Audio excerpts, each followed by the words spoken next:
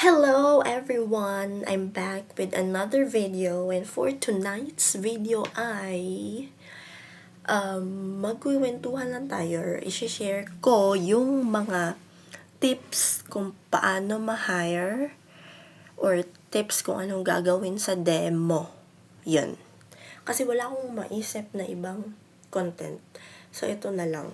Since matagal-tagal na din akong walang upload or chika sa inyo, since halos lahat ay hiring, chu.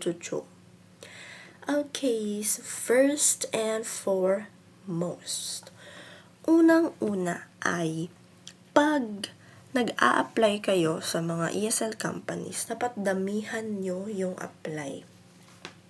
Like, wag kang magdepende sa isang company lang or sa isang manager lang kasi minsan, hindi naman tayo sure kung anong tawag nun? Pag nag-send tayo ng complete requirements sa kanila, hindi naman talaga sure na magre-reply sila. Like, for demo ka na, for interview ka na, diba? Di natin yan sure. So, mag-a-apply kayo, dapat damihan nyo na yung apply. Like, 4 to 5, kasi ako before, nung nagsa-start ako, ang dami ko talagang in-applyan. Like, siguro nasa 10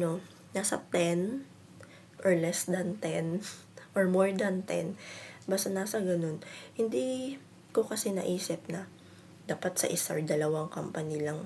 Kasi hindi naman natin sure kung yun nga, reply sila, may response sila.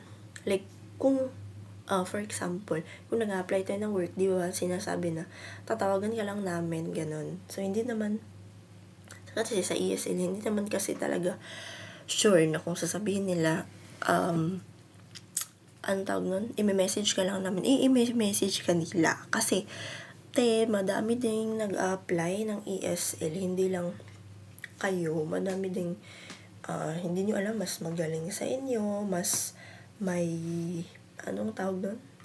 Yung may lisensya, may alam, may experience, yung mas angat sa inyo, kumbaga. So, di natin yan sure. And, kung naitatanong nyo, saan ako nag-apply? Sa Skype at Facebook lang. And, meron din naman sa online, like, i-search mo sa browser, ESL hiring, ganito, ganyan. So, meron din namang lalabas. Sa FB ay most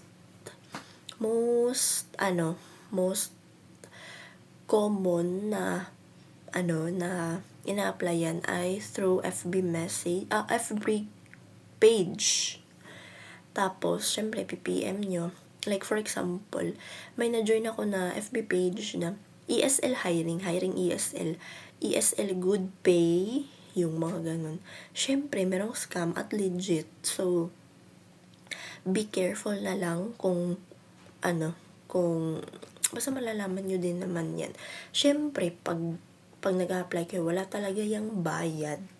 Kaya, meron ding iba na nagsasabi sa Telegram daw, magme-message. Nako, scam yan pag ganyan. Kasi dapat, Facebook class in Zoom, Skype, yun lang. Walang ibang, WeChat din pala. Walang ibang app. Nako, kung sabihin na Telegram, parang kaduda-duda na pag Telegram yung pag nag-message ka sa tao, tapos Telegram, sinasabing, punta ka sa Telegram, parang talagang scam talaga yan. Next is, anong gagawin pag demo? Kasi, meron kasing ibang nag-a-apply na, yun nga, na for demo na sila. Minsan kasi, yung iba na nagre-refer, like me, syempre magagalit ako. Pag for demo ka na, tas hindi ka sisipot, like, biglang reason mo is ganito, ganyan. Kasi, hindi natin hawak yung, hindi natin hawak yung mind ng manager. For example, Chinese manager or class monitor. Hindi, pag nabigyan ka ng chance, dapat i-grab mo na yan. Wag mong sayangin. Kasi hindi lahat nabibigyan ng chance at hindi lahat ay makakapag-demo, ganun. Natural lang din naman na kabahan, di alam yung gagawin, natatakot, ganun. Pero may YT naman, 'di ba? Kung pwede mag-practice kayo, meron namang ibang managers na parang nagsasabi sa inyo, oh, ikaw bahala kung kailan ka magde-demo, kung kailan ka ready. Kasi sa JAWC, ganun. Like, ikaw bahala kung kailan ka magde-demo.